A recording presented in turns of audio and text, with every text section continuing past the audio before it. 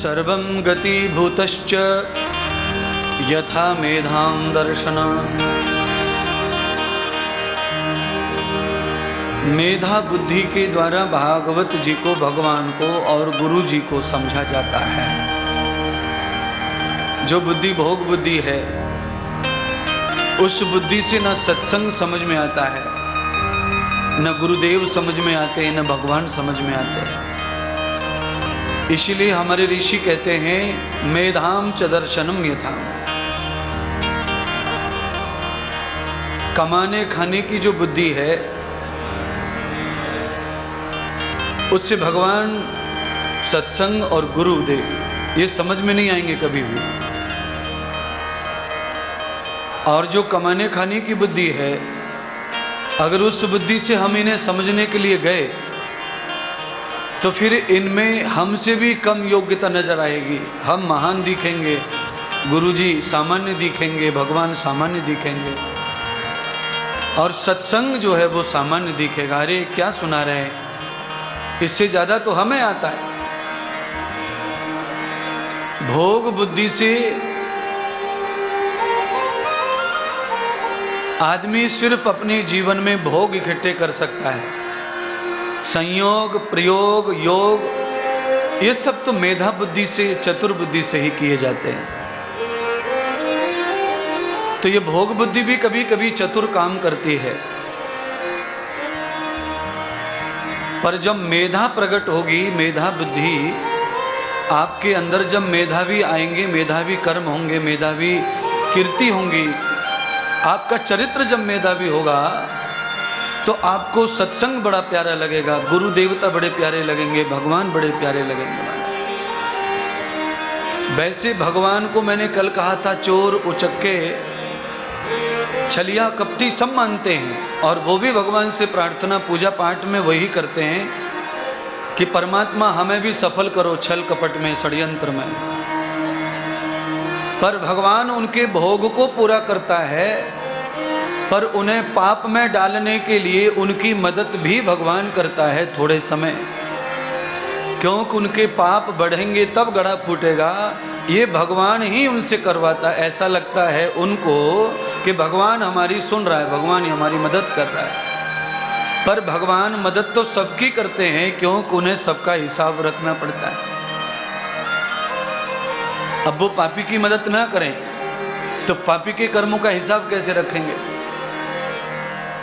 इसलिए भगवान पापी के साथ भी हर पल रहते हैं, उसकी सहायता करते हैं, उसकी मदद करते हैं। पर जिस दिन भी गड़ा भर जाएगा, उसी दिन भगवान उसका जीवन समाप्त कर देते हैं। इसलिए आप सबसे अनुरोध है भागवत का, जहां भोग बुद्धि काम करे वो संसार है, और जहां मेधा बुद्धि काम करे वो परमार्थ है। और ज्ञानी कहते हैं परमार्थ के हेत ही मानस धरे शरीर। मनुष्य का जो शरीर है, ये परमार्थ के लिए ही भगवान ने कर्म योनि बनाकर पैदा किया है। अगर भोग योनि में हम रहते तो फिर हमें न सत्संग की जरूरत पड़ती, न गुरु की जरूरत पड़ती, न भगवान की जरूरत पड़ती, न भजन की, न मंदिर की, न मस्जिद की, न गुरुद्वारे की। हमें कोई जरूरत ही नहीं पड़ती। हम तो बस भोग में थे तो कुत्ता, बिल्ली, भैंस, ऊंट, जो भी बनना था बन के जीवन जीते और खुश रहते, आनंद में रहते। आप किसी भी कुत्ता बिल्ली के बारे में कितना भी गलत लिख दो, मोबाइल पे टाइप कर दो, सोशल मीडिया पे, उनको कोई फर्क नहीं पड़ेगा। ना उनका अपमान होगा, और आप उनके बारे में बहुत अच्छा लिख दो, न उनका सम्मान होगा, न उन्हें खुशी होगी। कारण क्या है? कारण है कि वो भोग बुद्धि में रहते, भोग योनि में आए।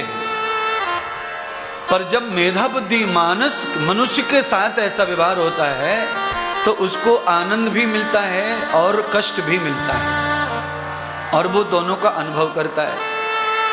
आप किसी के बारे में प्रशंसा लिख दो मोबाइल पर, किसी के बारे में दो शब्द अच्छे कह दो, उसे आनंद आता है, और किसी के बारे में कुछ गलत कह दो, उसे क्लेश आता है, दुख आता है, परेशानी आती है। ये मनुष्य के लिए है 84 लाख योनियों में अनुभव अनुवृत्ति। क्योंकि ज्ञान इंद्रियां जो है 5 मनुष्य की पूरी काम करती हैं, पशु पक्षी आदि जानवर की पूरी 5 ज्ञान इंद्रियां काम नहीं करती हैं।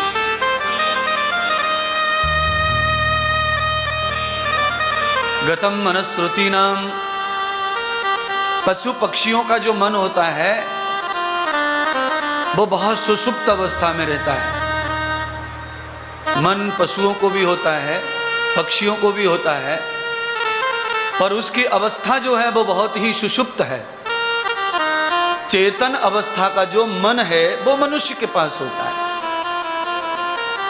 इसीलिए हमारा नाम मन चेतन, मन के द्वारा संकल्प विकल्प होने की वजह से हमारा नाम एक मनुष्य इसीलिए भी रखा गया है, क्योंकि हम मन की सुनते हैं, मन के आधार पर जीवन जीते हैं, इसीलिए भी हमें लोग मनुष्य कहते हैं। और भी बहुत सारे कारण हैं मनुष्य होने के।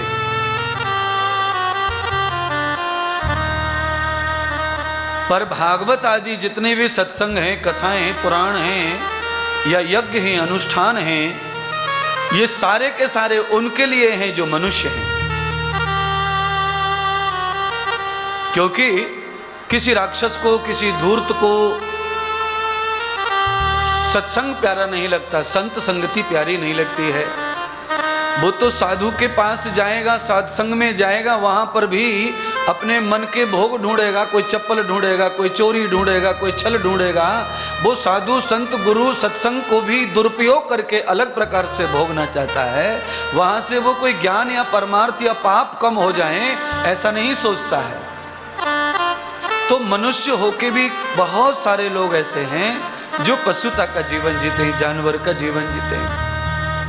आज भागवत के माध्यम से मैं पूरे श्रोताओं को ये बताना चाह रहा हूँ, क्योंकि मानुष का जो जीवन है इसमें पशुता आने से अगला जन्म पशु हो जाता है। फिर न सत्संग मिलेगा, न भजन मिलेगा, न गुरु मिलेगा, न माता पिता मिलेंगे, न साले जीजा मामा फूफा कोई मिलेगा। यानी कोई कनेक्शन ही नहीं रहेगा, कोई रिश्ता ही नहीं रहेगा। थोड़े दिन भैंस अपने बच्चे को प्रेम करती है, बाद में मार के भगा देती है। जंगल के जितने जानवर हैं वो थोड़े दिन प्रेम करते हैं और बाद में वो भी मार कर भगा देते हैं उनको। उनका रिलेशन ही खत्म हो जाता है। बिल्ली तो अपने बच्चे को ही जन्म दे के खा लेती है भूख में, कुतिया भी खा लेती है भूख में। अपने बच्चे को मार जाए, खा जाए, भूख के कारण वो सब ग्रहण कर लेते हैं, उसे निगल जाते हैं। इसीलिए आपको समझने होगा इस बात को कि कहीं हमारे कर्म दूषित हो गए।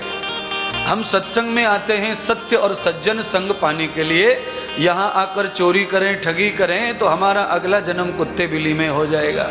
फिर हमारा क्या होगा? हम इतने मतलबी स्वार्थी हो जाएंगे कि हम सत्संग में भी चोरी चमोरी कर रहे, गुरु के पास भी वही कर रहे, भगवान के पास भी वही कर रहे, तो अगला जन्म कुत्ता बिल्ली का होगा तो हम इतने निकृष्ट होंगे कि अपने ही बच्चे को खा जाएंगे स्वार्थ में आकर, ऐसा जन्म प्राप्त हो जाएगा। और आप सब जानते हैं ज्यादातर बिल्ली को लोग घर में नहीं आने देते, ज्यादातर लोग कुत्ते को भी घर में नहीं आने देते। इसीलिए अनुरोध यह है कि कुत्ते की प्रवृत्ति नष्ट हो जाए, मानवीय प्रवृत्ति आ जाए, शिष्य प्रवृत्ति आ जाए, भक्त प्रवृत्ति आ जाए, पुत्र प्रवृत्ति आ जाए, पुत्री प्रवृत्ति आ जाए, पत्नी की प्रवृत्ति आ जाए। ये प्रवृत्तियां हमारी हैं क्योंकि भगवान ने हमें उसके लिए चुना है।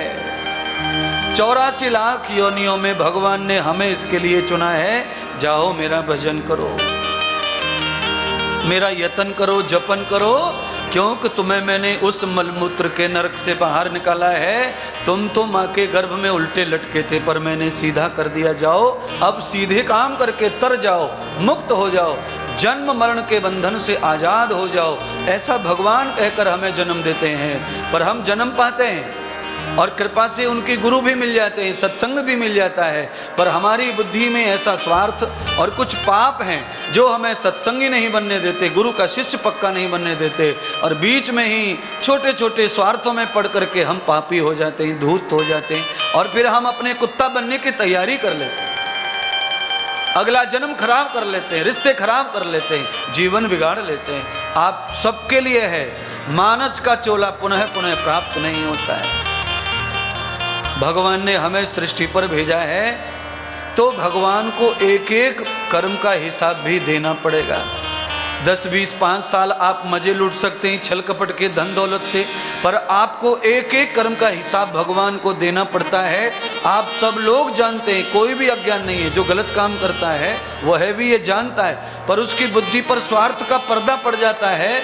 जैसे पर्दा पड़ने से कांटा नहीं दिखता है, रास्ते में पड़ा हुआ पैर पड़ जाता है, दुख होता है, वैसे ही पाप हो जाता है, बाद में कष्ट होता है जब पैर पड़ जाता है।